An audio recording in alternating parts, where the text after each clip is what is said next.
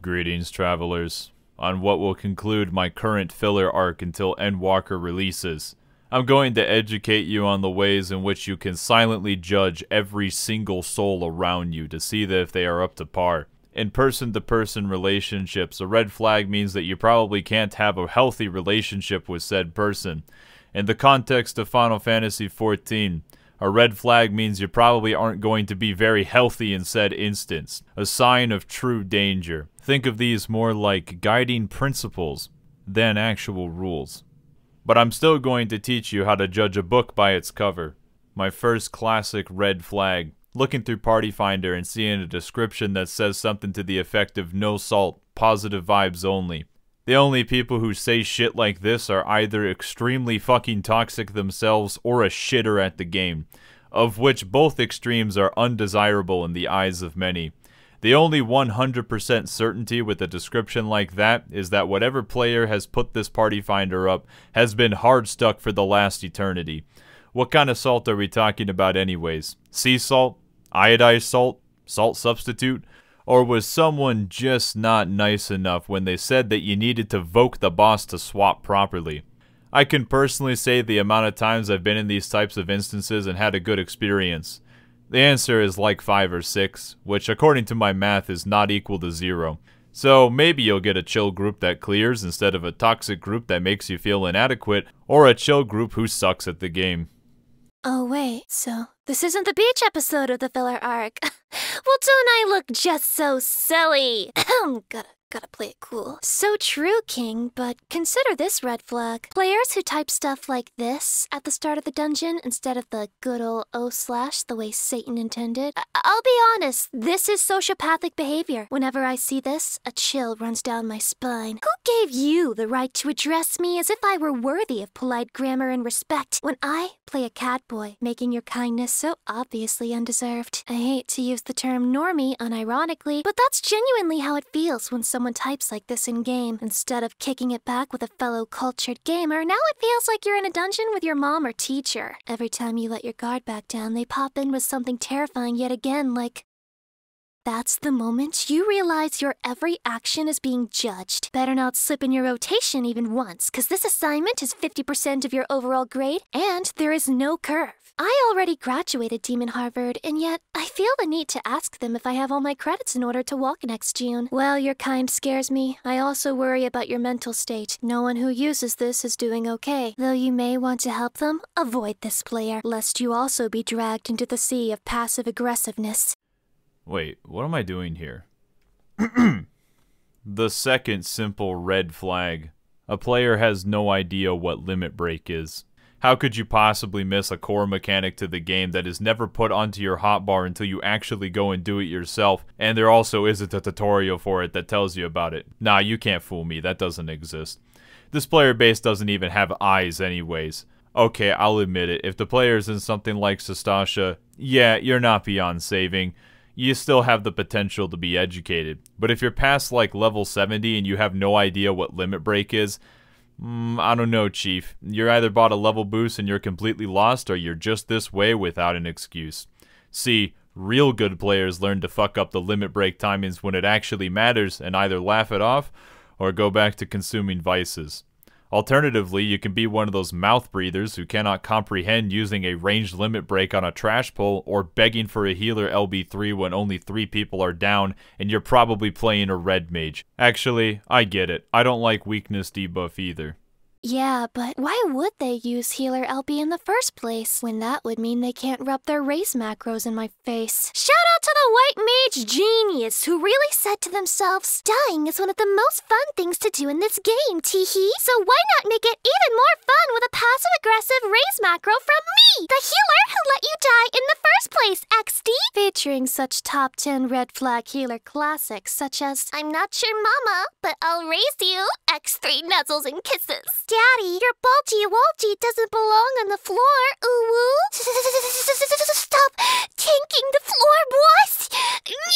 You should be a dragoon main.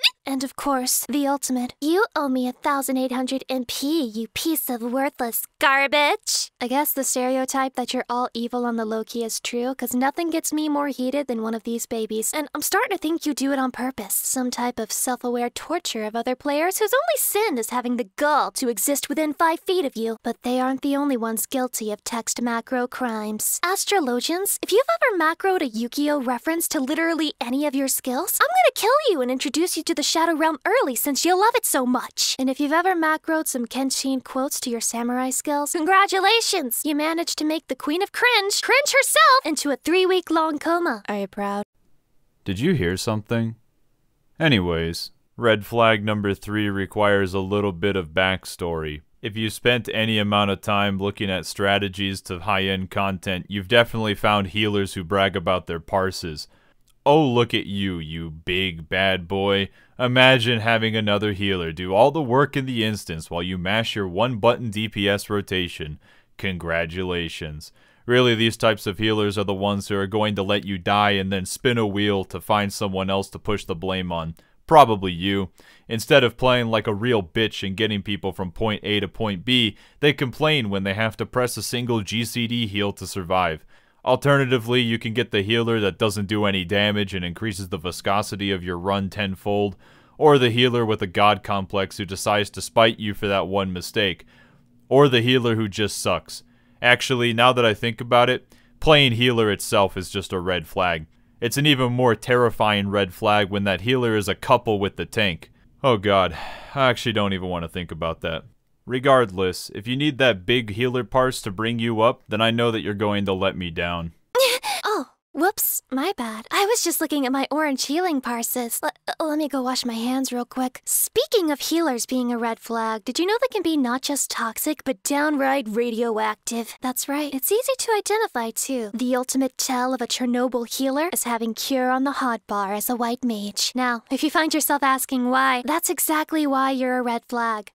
Non-healer mains, I see your look of innocent confusion. There's this little white mage trait called Free Cure, and it's the biggest bait trait known to man. A little bit of simple math will tell you that this isn't worth it. And yet, every time I queue into a dungeon as a tank, there's a 50% chance the white mage will spam Cure 1 on me while my health dips into the low 30% ranges. Their MP is important to them, you see? More important than the tank, more important than clearing the dungeon, more important than life itself, actually. Rumor has it, the Free Cure Fisher will cast Cure over and over, even outside of instances, waiting and wishing for that Cure 2 proc, whispering silent prayers to themselves as they become more and more desperate. If the world was ending, they would not stop casting. And for the record, I admire their persistence. I think it's amazing they even managed to get to level 70 with that kind of playstyle. Then, I realize it's all of our faults for never speaking up and offering advice to these players, which makes all of us a red flag if you really think about it. But we're not gonna do any serious self-reflection on the Misshapen Chair channel because that would be extremely off-brand! Moving on from the previous red flag, which was about healer parses, I'm going to talk about players who boast about their spreadsheet optimization. This is what happens to the world when nerds finally get all the power. Imagine thinking that you're special for your fancy damage rotation that barely even makes a difference. Yeah, you can inflate your DPS by like 2%, but as a consequence, your ego is inflated by about 10,000. Is that really worth it? These types of players don't even see the other people they play with as human beings, merely glitches that get in the way of their Excel formulas. They will gladly kill everyone off if anything even goes slightly not according to plan. They're probably those kids that reminded the teacher that we didn't collect a homework assignment. I bet you're fun to hang out with, but if I already have a passing grade in a class, why would I ever want to do any better? I have a degree. Chair, I don't like your usage of the word inflation. It reminds me of the darkness I was forced to witness as a child on DeviantArt. And you know what else sends me into another series of crippling war flashbacks? Cape West Wind. Don't even type the joke, human. I was ready for it. And this is your call-out post. If from the moment you queue into Cape West Wind, someone types any variation of "we're all gonna wipe, oh no, teehee," or "hardest fight ever, OMG, Raffle Mal barbecue," then this person is way too young for you. They haven't been playing long enough to become jaded, to have witnessed this joke thousands of times, and for it to become less and less funny with every iteration. Please just stick to the new meme. Say anything else. Say, did you know that Final Fantasy XIV is a free trial up to level 60? Or say, healers adjust! Or whatever. I would genuinely take anything over this cold, decaying, dead horse of a meme that people keep reviving just to piss all over its rotting corpse once more. Every trial roulette is a silent showdown with Yoshi P, just waiting to see what kind of torment he'll force me to contend with next. Oddly enough, Cape West Wind has become hard. In a way, it's become a personal challenge of mine to get through the trial without anyone saying how easy it is. Still haven't done it, by the way, but who knows? I'm going for world first. Maybe it'll happen someday, or maybe I'll win the lottery. And of course, at the end, the very last red flag, having a lore-appropriate name. This means only one thing: where that player values their time. It's not 1,000 hours of raw progging, it's 1,000 hours of the other kind of RP, which means they simply have a different set of values from you. You see, you put your time into stupid, shitty gameplay content, while they put their time into stupid, shitty lore content. It's really not that different, but I swear to God, if you drop me like one of those fucking healers, I will still be able to take it because I'm used to suffering. I'm not a masochist by choice. But seriously, seeing a lore-appropriate name is pretty much immersion-breaking to me, because it seems like the person behind the character isn't actually a gamer. Who would you rather have on your team? Lala Falala or Pressing Butons? You might even take it a step further and play a classic Ice Mage or force people to deal with the fact that you don't use a Jobstone. Why the fuck is that still possible? You've got some explaining to do to me, Mr. Yoshida-san. See, other than pretending I don't exist, this is what's wrong with you. You talk about raw progging and role-playing, but haven't even considered the possibility of rough pegging. You're gonna lose your catgirl street cred at this rate, sir. Oh, and that reminds me, I have one more red flag. Now listen, you know me. I try to give all catgirls the benefit of the doubt. Like, the odds that they all have Limsa Lamenza as their return teleport is pretty low, right? But I promise you, catgirls who also just so happen to main Samurai, irredeemable. Ever wondered why Samurai is the highest DPS? Ask yourself, where does that power come from? I'll tell you where it comes from. His Nekopara body pillows. With their forces combined, Samurai can unlock the almighty Midare Setsugeka. They've sold their souls just to get a glimpse of what it's like to be a god, but no amount of power is enough for them. Indeed, they will attempt ultimate just to feel that initial high all over again. They'll even become a YouTube content creator just to relish in the praise of foolish mortals who are none the wiser to the terrible deity they worship. Worst part is, when he gets his hands on you and pushes you headfirst into the underworld, he can probably play a sad little piano tune at your funeral, just to insult you one last time. The Samurai Catgirl is deceptive in their cuteness, for all they truly want is to destroy. Will their lust for damage ever be sated? I don't know about you, but I wouldn't stick around long enough to find out. What's that, human? You're worried for my sake, then? You say one is in my midst as we speak? No worries. As the saying goes, keep your friends close and, your enemies closer. I'm not really sure why, but I feel like I just got fucking roasted. Holy shit. Is being a YouTube creator also a red flag? It was all foretold long ago when I first described the vast, complicated social structures within Final Fantasy XIV. In other words, if you have one of these red flags, at least you aren't a mentor.